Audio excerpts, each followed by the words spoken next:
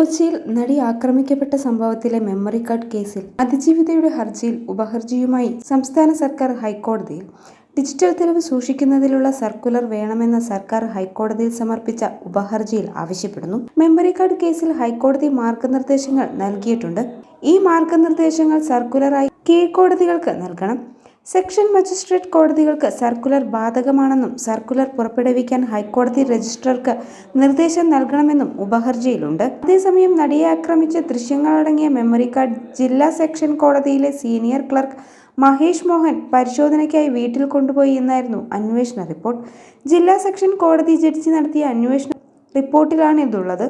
Memory കാർഡിലെ ദൃശ്യങ്ങൾ എന്താണെന്നറിയാൻ section കോടതി ജഡ്ജിയുടെ അനുമതിയോടെയായിരുന്നു ഇതെന്നും അതിൽ തെറ്റില്ലെന്നും റിപ്പോർട്ടിൽ വിശദീകരിക്കുന്നുവെന്നും അതിജീവിതയുടെ ഹർജിയിൽ പറയുന്നു.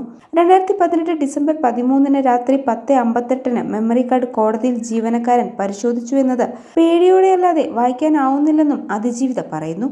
ജഡ്ജിയുടെ അനുമതിയോടെയാണ് മെമ്മറി കാർഡ് വീട്ടിൽ കൊണ്ടുപോയതെന്ന് ക്ലർക്കിന്റെ മൊഴിയിൽ അന്നത്തെ ജഡ്ജിയോട് ചോദിച്ച വ്യക്തത വരുത്തിയിട്ടുണ്ട്. മെമ്മറി കാർഡ് കൈപ്പറ്റിയ പ്രോപ്പർട്ടി ക്ലർക്കിന്റെ മൊഴി എടുത്തിട്ടില്ല. ആരാണ് അതൊന്നുപോലും റിപ്പോർട്ടിലില്ല. ഏത് ദിവസമാണ് താൻ മെമ്മറി കാർഡ് വീട്ടിൽ കൊണ്ടുപോയതെന്ന് ഓർമ്മിക്കാൻ കഴിയുന്നില്ലെന്ന് മഹേഷ് പറഞ്ഞതായും റിപ്പോർട്ടിലുണ്ട്. CBI പ്രത്യേക കോടതിയുടെ പരിഗണനയിലിരിക്കെ 2021 ജൂലൈ 19 പകൽ 12:19 ശേഷമാണ് മെമ്മറി കാർഡ് പരിശോധിക്കുന്നത്. ഷിർസദാർ താജുദ്ദീൻ ആയിരുന്നു ഫോണിൽ പരിശോധന നടത്തിയതെന്നാണ് അന്വേഷണത്തിൽ കണ്ടെത്തിയത്. ഈ ഫോണിൽ തിരൂരിനും എറണാകുളത്തിനും ഇടയിൽ ട്രെയിൻ യാത്രയ്ക്കിടെ നഷ്ടമായി എന്നാണ് താജുദ്ദീൻ മൊഴി നൽകിയിരിക്കുന്നത്. ഫോൺ 2022 ഫെബ്രുവരിയിൽ നഷ്ടമായി എന്നാണ് പറയുന്നത്. എന്നാൽ ഫോണിൽ മെമ്മറി കാർഡ് പരിശോധിച്ചുവെന്ന വാർത്തയെ തുടർന്ന് തന്റെ ഫോൺ ദുരുപയോഗം ചെയ്തിട്ടില്ലെന്ന് പരിശോധിച്ച് ഉറപ്പാക്കിയെന്ന് താജുദ്ദീൻ മൊഴി നൽകി. എന്നാൽ മെമ്മറി കാർഡ് അനധികൃതമായി പരിശോധിച്ചുവെന്ന് പുറത്തു വരുന്നതു തന്നെ 2022 ജൂലൈയിലോ ഓഗസ്റ്റിലോ ആണെന്നിരിക്കെ ആ വാദം തെറ്റാണെന്നും ഹർജിയിൽ ചൂണ്ടിക്കാട്ടുന്നു. മെമ്മറി കാർഡ് അനധികൃതമായി പരിശോധിക്കാൻ ഉപയോഗിച്ച ഇലക്ട്രോണിക് ഉപകരണങ്ങളൊന്നും പരിശോധിച്ചിട്ടില്ല.